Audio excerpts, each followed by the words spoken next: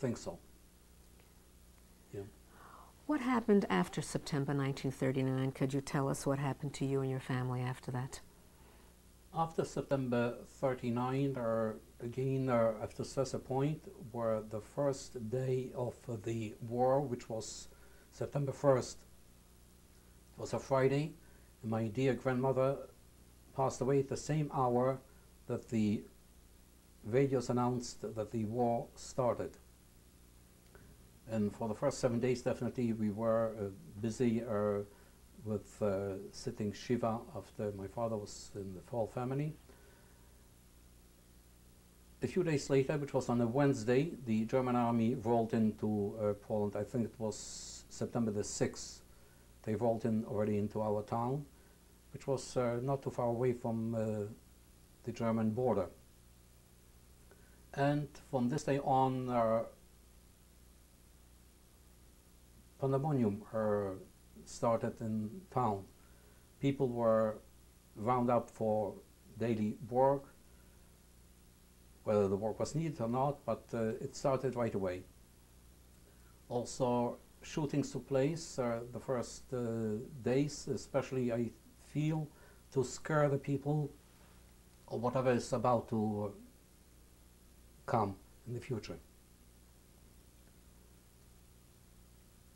I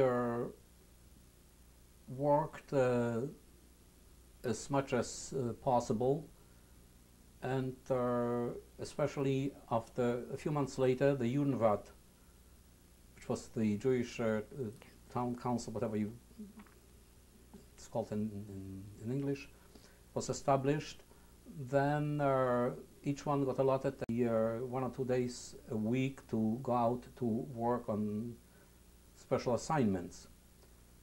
I personally, I think I worked between 2 and 3 days. One day I went to work in order to replace my dear father of blessed memory, because I didn't want him to get abused by the brutality of the Germans. Therefore I replaced him, although it was illegal. Especially the Germans wouldn't have known about it, but especially from the Jewish police, they knew me, and they knew also my father, and they knew that my father had to be at work, and they didn't see him. They saw me. That could have caused some problems, and many times they did.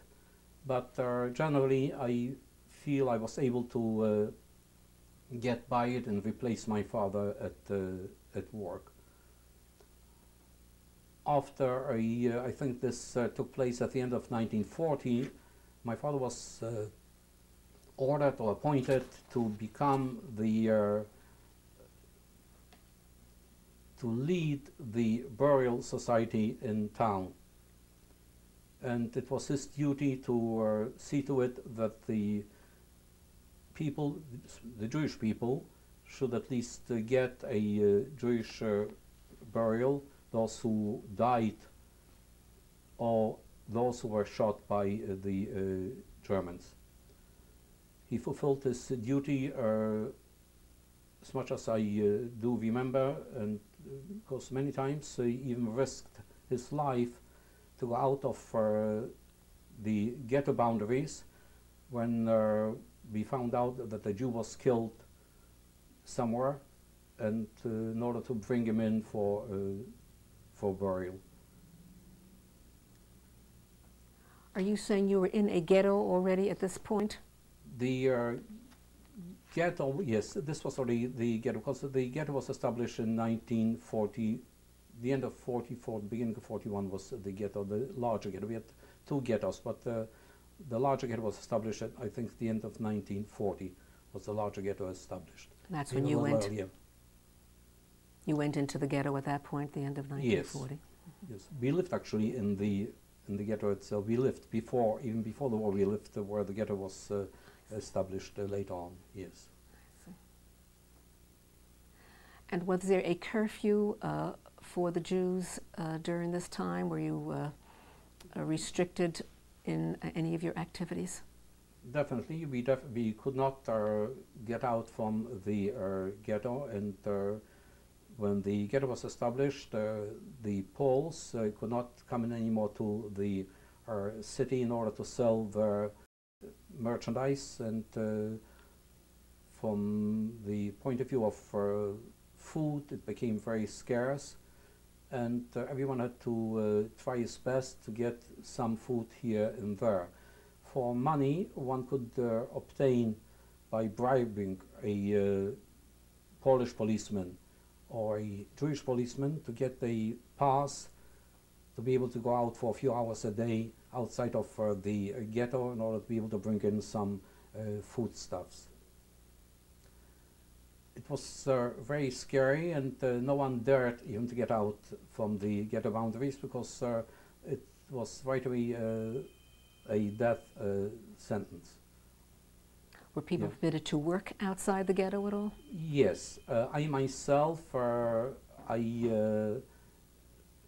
day there was a roundup in the ghetto for people to go to work to actually a town Skarżysko, which was a big ammunition factory which was about 50 kilometers from our town. The policeman, the Jewish policeman who was assigned to our street to look for people, he was, unfortunately, he was a classmate of mine in the Javne school, and he knew my hiding place. But my father, having known his family, he suggested to my father that instead of him taking me to Skarżysko, I have to see to it to next day to put myself into a different factory which was on the way from Ostrowiec to Skarżysko, which is called Starachowice, which was also a major ammunition factory, and over 25,000 people worked there, and which I did. 2 days later, I saw to it to travel to Starachowice and work there for 13 months next to the, in German it was called the Hochofen, in Polish, Wielki Piec. In German, in English, it would be the big oven or the big melting pot, which was about 7 stories high, where all the metals were melted down. And I worked there again, as I said, for 13 months. My job was to see to it that the oven will get every half an hour, will get its feeding of iron ore, coke, different scrap metals to be able to melt down. We did get specifications every few days for different kinds of cast iron or steel to be melted, and this also changed the specifications, whatever we had to feed in to the oven. It was a very tough and backbreaking job in order to be able to, because we had to feed in every half an hour in the whereabouts of about 40 till 50. There were special cars made on rails, and those have to be loaded and brought up to by elevator, brought up to the top of the oven where they were dumped inside, and the hot metal came down from the bottom. How were you treated by the non-Jewish workers there? The non-Jewish workers, where I would like to come maybe a little later when we come to Blizyn, but the non-Jewish workers, they didn't like Jews very much. Yeah, the only thing we were able to do is for exchange that we brought in maybe some clothing and maybe some money also.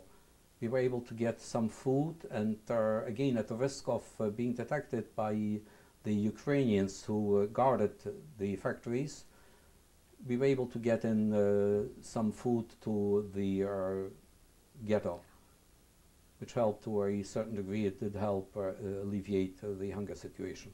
What was the situation as far as the living conditions and the food situation in the ghetto during those months that you were there? The living conditions in the large ghetto were still